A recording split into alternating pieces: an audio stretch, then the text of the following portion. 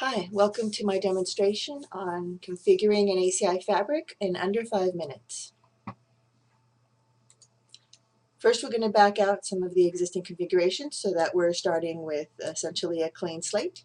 You can see here that we're under Fabric policies, and we have pod policy, BGP route reflection, a few other things configured.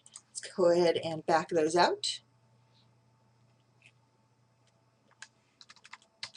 We do that by providing the Python script that we're using to automate the configuration, giving it false for essentially the create parameter. And you can see that this configuration item has gone away. Route reflector no longer has a description, no longer has route reflector nodes. If we go to access policies,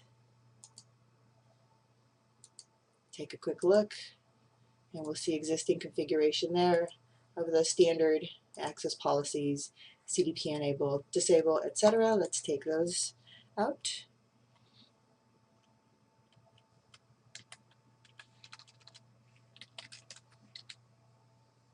Okay, those are gone. And if we look at tenants, you'll see that all we have are the standard 3 tenants that come with ACI out of the box. So, starting with Fabric policies, let's go back.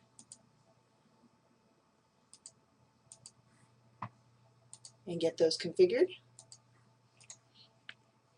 And we use exactly the same script, only this time we say create is true. And you can see we now have route reflector configured, we have a pod policy, we should have NTP configured, and we do. Let's go over to access policies.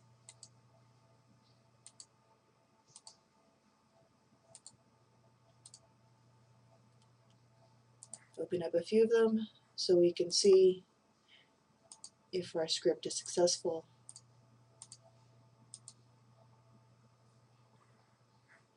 Okay, and again we're running exactly the same script, only changing the parameter.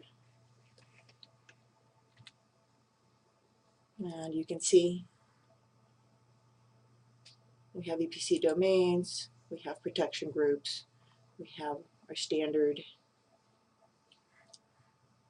access policies. Now let's go to tenant, and let's build out our tenant infrastructure.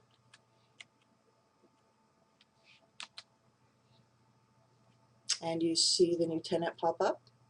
And in this particular configuration, we're configuring the networking constructs under common so they can be reused. So if we look here, we should have a private network or VRF, and we do. And we should have a handful of bridge domains, and they actually should have both the optimized flooding behavior disabled, and they do. And they should have a subnet configured, a gateway if you will, and they do. Now let's take a look at the tenant, and all of the networking and application, all of the application constructs are configured within the tenant, and so we see our ESX application profile, and here we should see the EPGs. We should also see that the EPGs reference our bridge domain in common. And that's it.